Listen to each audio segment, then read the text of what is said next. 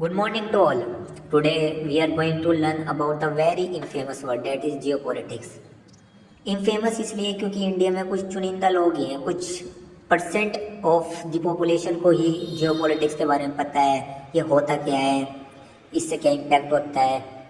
कुछ परसेंट ही लोग इंटरेस्ट दिखाते हैं। ऐसा नहीं है, ग्राफ का जो स्लोप है वो बढ़ता ही जा रहा है, मतलब लोग दिन पे दिन इंटरेस्ट दिखा रहे हैं, पर हम फिर भी बहुत पीछे हैं डेवलप नेशंस के मुकाबले। चलो देखते हैं ये वर्ड होता क्या है, ये आया कहाँ से और इसका क्या इम्पैक्ट होता है। जियो पॉलिटिक्स बेसिकली वही दो वर्ड से मिलकर बना है। Geo that means geography and politics means राजनीति। पर ये इतना ही नहीं है कि सिर्फ जियो पॉलिटिक्स, इसके और भी मान्य हैं।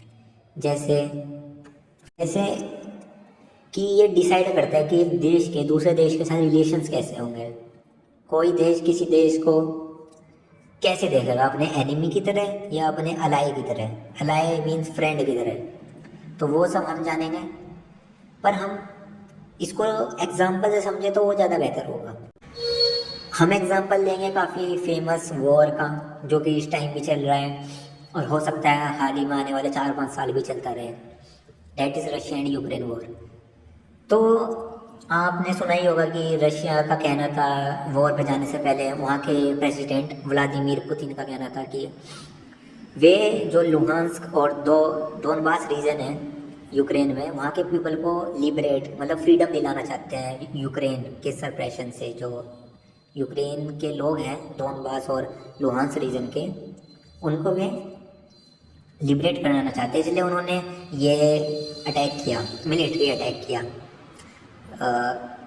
यूक्रेन पर अगर हम वहीं वेस्टर्न कंट्रीज़ के देखें तो वे कहते हैं कि नेटो का एक्सपेंशन किससे डरता है, या रशिया वो नहीं चाहता कि यूक्रेन में नेटो का एक्सपेंशन हो, क्योंकि हाल ही में काफ़ी इंटरेस्ट दिखाया यूक्रेन ने नेटो में। पर एक वार कभी भी 2-3 इवेंट्स या सिर्फ 2-3 चीज़ों पर ही नहीं होता, उसके पीछे बहुत बैक स्टोरी होती है। जैसे रशिया यूक्रेन में 2014 में रशिया ने क्रीमिया पे अटैक करके उसको कब्जा लिया था, क्योंकि वहाँ पे ऑयल रिजर्व्स हैं।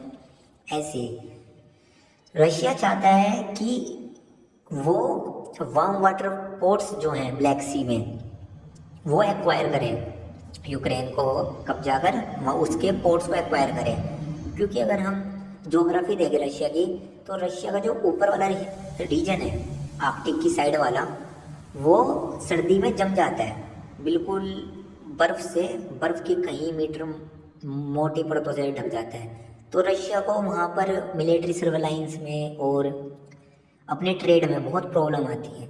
तो वो चाहता है कि कहीं ना कहीं उसको वार्म वाटर पोर्ट्स मिले जो जमे ना, ठंड में फ्रीज ना हुए। तो इसलिए वो कहीं ना कहीं वो भी एक बहुत बड़ा रोल प्ले करता है रशिया यूक्रेन वॉर में। सेकेंडली हम इस चीज़ को समझेंगे जापान, चाइना एंड यूएसए के रिलेशन से।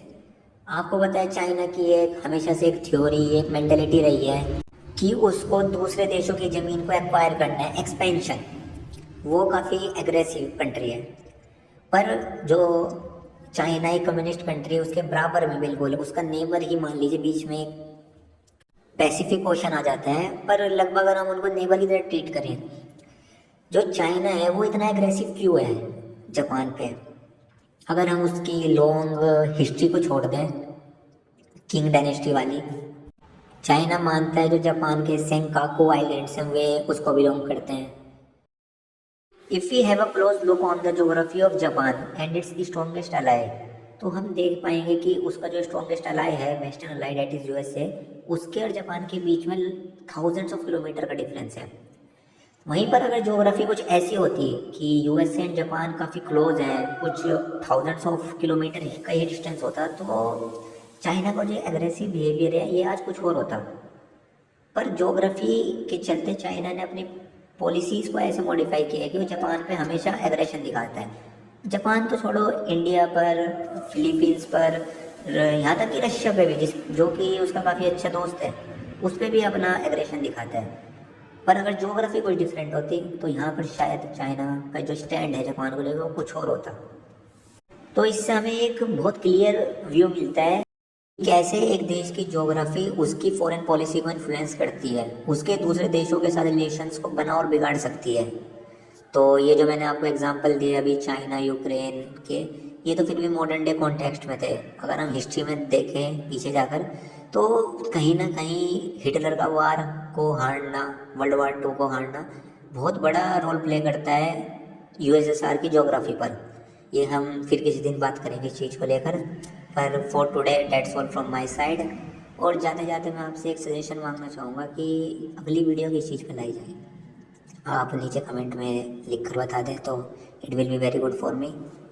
एंड मैंने चैनल अभी स्टार्ट किया है तो मुझे ज़्यादा नॉलेज नहीं है कि कैसे ये काम करता है यूट्यूब वगैरह, तो प्लीज़ आप कमेंट में बताना, मैं अगली वीडियो उस पर ज़रूर लेके आऊँगा। Thanks a lot, good bye.